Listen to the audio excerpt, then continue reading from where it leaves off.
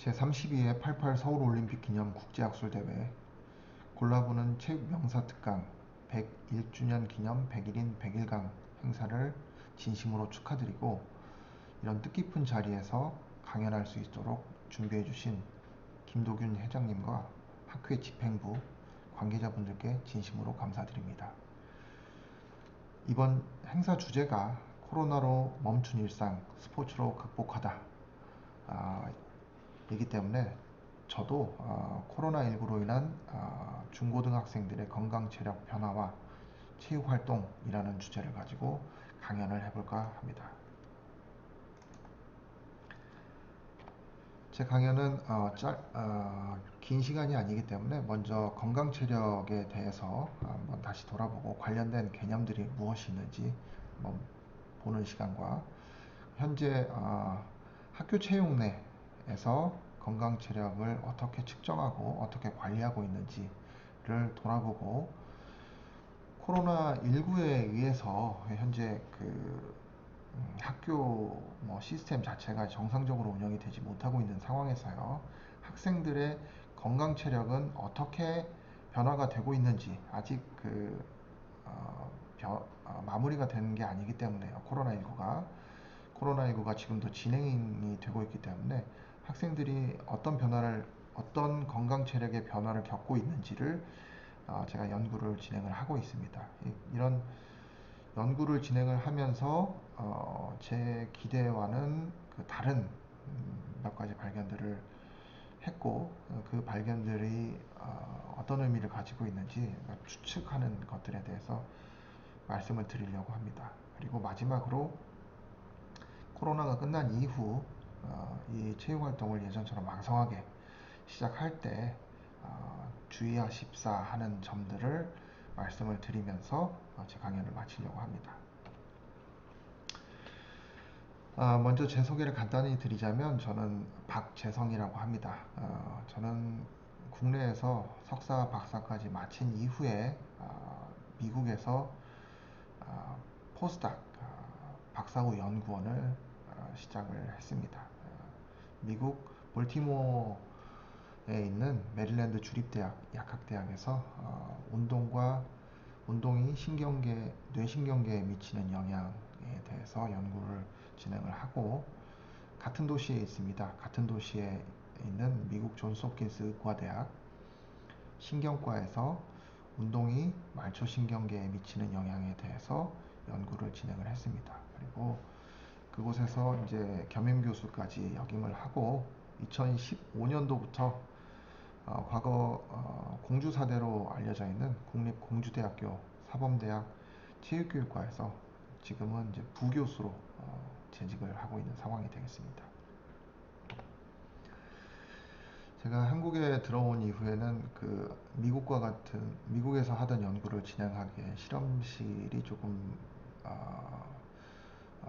부족한 상태여서 한국에서는 운동을 통한 건강 체력의 관리가 필요하다. 그리고 운동을 통해서 이 건강 체력이 관리가 안 되면 어떤 질환에 노출이 될 수 있다. 이런 주제들을 가지고 연구를 진행을 하고 있습니다. 그러다 보니까 이제 특강이라든지 강연이라든지 이런 것들을 이제 건강 체력에 대해서 많이 하게 되고, 현재 건강체력 연구소를 설립해서 운영 중에 있습니다.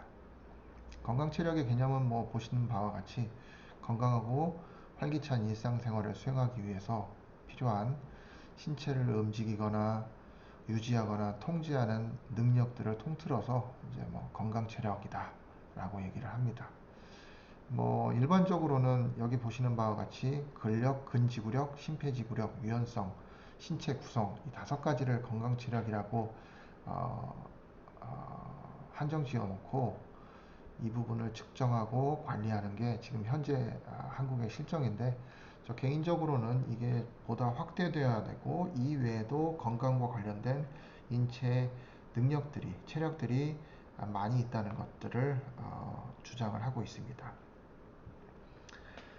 그래서 운동을 통한 제일 아래쪽입니다. 운동을 통한 건강 체력의 증진 관리를 통해서요, 심혈관계 질환, 당뇨 등과 이외에도 뭐 비만이라든지 여러 가지 각종 질환들의 발생 위험을 감소시킬 수 있다는 것들이 여러 가지 학문적인 학술적인 데이터들 그리고 연구에 의해서 입증이 된 상태고요.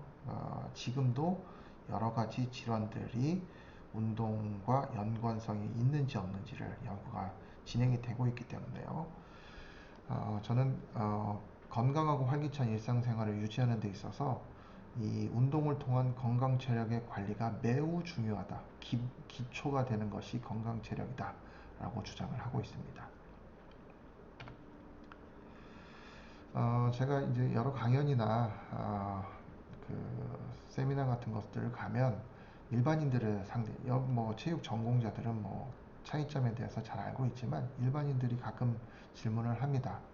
신체 활동과 운동의 차이점에 대해서 많이 물어보기도 하고 이걸 잘 혼돈하기도 합니다. 이런 것들을 좀 혹시나 해서 말씀을 드리고 넘어가려고 하는데 신체 활동이라는 것은 인체 내 에너지를 소모하면서 근골격계를 움직이며 동원을 해서 인체가 움직이는 것들을 모두 통틀어서 신체 활동이라고 한다면 운동은요 여기 보시는 바와 같이 planned 계획이 되어야 되고 structured 구성이 되어야 되고 repetitive 이 반복이 되어야 되는 뭐 목적을 가지고 분명히 계획하고 구성하고 반복하는 것을 이제 운동의 가장 큰 특징 그리고 신체 활동과의 차이점이라고 생각을 하시면 되겠습니다. 여기 보시면 알겠지만 신체 활동과 운동이 앞부분은 많이 겹칩니다. 대부분 겹치지만 뒷부분이요. 5번, 6번 부분이요. 여기 보시면 피지컬 피트니스를 추구하며 이 목적을 가지고 있는 것을 운동이다 라고 생각을 하시면 되겠습니다. 피지컬 피트니스라는 것은 뭐 건강 체력과 뭐 비슷하다고 생각을 하시면 되겠고요. 이 피지컬 피트니스는 그 ability to carry out 일상을 영위하는 능력이 되겠습니다. 건강 체력과 비슷한 개념입니다. 활력을 가지고 주의 집중력, 각성 등을 가지고 또 활력을 가지고 일상생활을 할 수 있는 이게 이제 피지컬 피트니스 그리고 과도한 피로에 의해서 고통받거나 또는 받지 않고 그리고 풍부한 에너지를 가지고 여가 생활을 막 추구하는 이런 능력들을 일상생활을 영위하면서요. 이런 것들을 피지컬 피트니스 건강 체력이라고 보시면 되겠습니다. 뭐 비슷한 개념이라고 하면 비슷한 개념 또는 뭐 상위 단계 개념이라고 한다면 이게 한국말로는 참살이라고 얘기하죠. 웰빙이라는 개념이 있는데요. 한국말로 복지, 안녕, 행복이라는 건데 이게 이제 몸과 마음의 풍요로움, 몸과 마음의 피지컬 피트니스는 이제 신체적인 부분을 좀 강조를 했다면 참사리에서는요 몸과 마음의 풍요롭고 아름다운 인생을 행복한 인생을 추구하는 것들을 얘기를 하는데요. 이 웰빙 참사리에 있어서 피지컬 피트니스 건강 체력이 운동에 의해서 관리되는 것이 꼭 필요하다라고 저는 주장을 하고 있고 이 개념에 대해서 많이 강조를 하고 있는 상태가 되겠습니다. 이렇게 건강 체력이 뭐 사실 제가 강조를 하지 않아도 이미 많은 대한민국 국민들이 공감을 하고 있고 알고 있는 부분입니다. 그래서 이 학교 내에서도 이미 2009년도부터요. 뭐 그 전부터도 있었고요. 그리고 건강 체력을 측정하고 관리하는 시스템이 대한민국에도 학교 시스템에도 분명히 존재를 합니다. 우리가 팝스라고 얘기하는 피지컬 액티비티 프로모션 시스템, 학생 건강 체력 평가 시스템이 2009년도부터 초등학교 그리고 10년도에 중학교, 2012년도는 고등학교까지 전면 시행 중에 있고 현재도 진행이 되고 있습니다. 기본적인 체력 뿐만 아니고요. 심폐지구력, 그리고 자기 신체 평가, 자세 평가 등을 포함하는 여러 가지 한 단계 업그레이드된, 과거 체력장보다는 현행 과거에 했던 학생 신체 능력 검사보다는 학년도 더 낮은 학년까지도 확대가 됐고요. 그리고 선택도 과거에는 6개로 고정이 되었다면 현재는 뭐 선택을 좀 더 다양하게 할 수 있는 선택의 폭도 넓혔고요. 그리고 이게 활용률이 낮다는 지적에 의해서 언제 어디서나 자신의 건강 체력을 볼 수 있고 확인할 수 있고 어떻게 그 관리할 수 있는지 그 웹 인터넷상으로도 접근이 가능할 수 있는 시스템을 구축을 해놓은 상태가 되겠습니다. 그래서 뭐 모든 학교들이 잘 활용이 되고 있냐, 뭐 잘 되는 학교도 있고 잘 되지 않는 학교도 있는데요. 어찌됐건 그 과거보다는 좀 더 진일보된 시스템이 학교에서 운영이 되고 있다라고 생각하시면 되겠고요. 제가 이제 이 그 팝스 자료들을 가지고 학생들이 코로나19에 의해서 어떠한 그 체력 변화가 있는지, 그리고 코로나가 끝나고 나서 학교가 정상적으로 운영이 될 때 어떤 체육 수업의 형태가 학생들에게 부상이나 손상을 좀 줄일 수 있고 안전하고 어, 효율적인 수업이 될 수 있는지에 대해서 그 연구를 개인적으로 진행을 하고 있습니다. 여기 보시는 자료와 같이 뭐 2018년도 이후요, 19년도와 20년도 코로나19에 의해서 학생들의 신체 활동 실천율이요 급격히 떨어진 것을 뭐 예측 가능했던 부분입니다. 저희가 예측한 대로 주 3일 이상의 고강도 신체 활동 실천율이 급격히 떨어진 것을 저희가 자료를 통해서도 확인을 할 수 있었고요. 근데 저희 예측과 빗나간 부분을 발견을 하게 됩니다. 어떤 부분이냐면 주 3일 고강도 신체 활동 방금 봤던 부분이 아래 부분 데이터라면 하루 60분 이상 주 5일 이상 신체 활동 실천율이라는 개념이 있습니다. 이 부분은 이제 운동의 종류 상관없이 심장 박동이 평상시보다 증가하거나 순찬 정도의 신체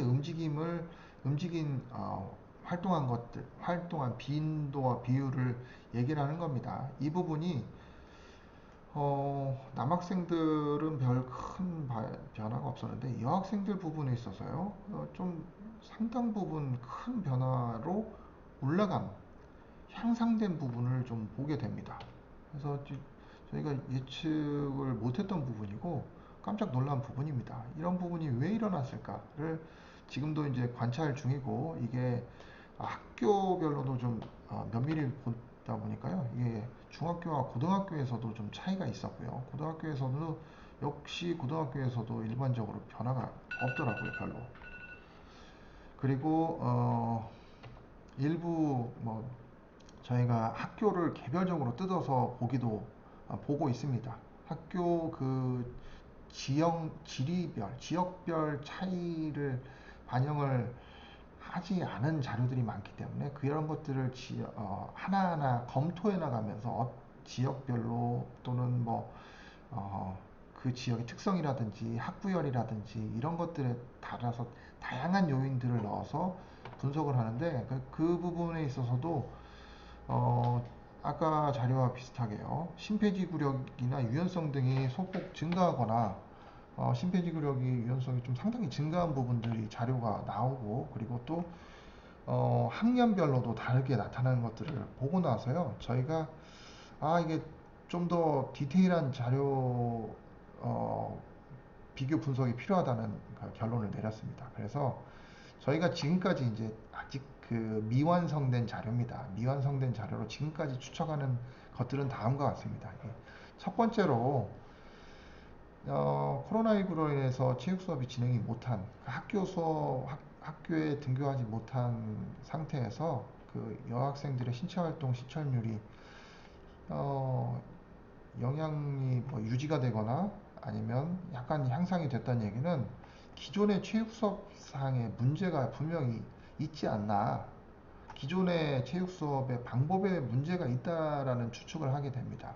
왜냐하면 체육 수업을 하지 않은 상태에서 오히려 여학생들의 어, 뭐 능력들이 좀 영향을 받지 않거나 올라갔다는 것은 기존의 체육 수업의 역할을 제대로 좀 미약하지 않았나라는 것들을 좀 제기를 하려고 하고 있고, 하나는 이제 또 하나는요, 운동이나 학교 체육 수업이 멈춘 상태에서 학교에 등교하지 않은 상태에서 이 몇 가지 체력 요인들이 올라갔다는 얘기는 현행 학교 교육 시스템이 너무 오래 앉아 있어서 특히 이 학생들의 체력 수준들이 그동안 억눌려 있지 않았나, 이것들에 대한 면밀한 관찰이 필요하다라는 결론은 아니고 이제 추측을 하고 있습니다. 이제 추후 연구가 필요하다라는 이거에 대한 연구를 통해서 이제 학교 체육 시간을 좀 더 확대를 하거나 방법을 좀 개선하는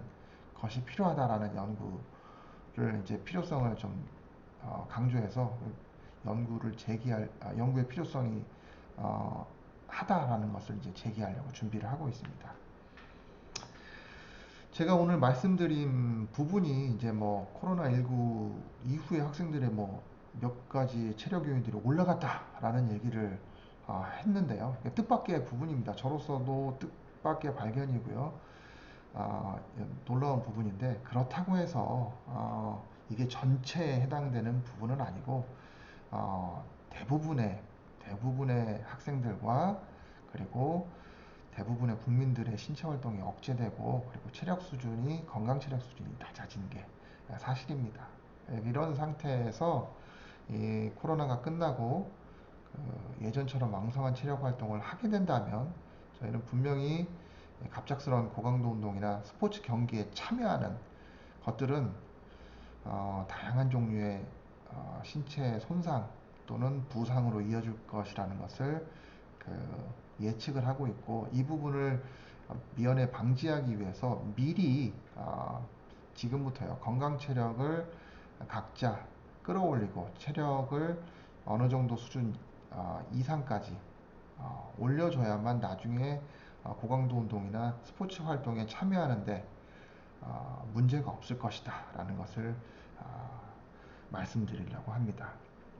오늘 시간이 많지 않아서 서둘러서 얘기를 했는데 다음에 기회가 된다면 보다 면밀한 연구 자료와 그리고 더 추후 연구에 대해서 말할 기회가 있었으면 좋겠습니다.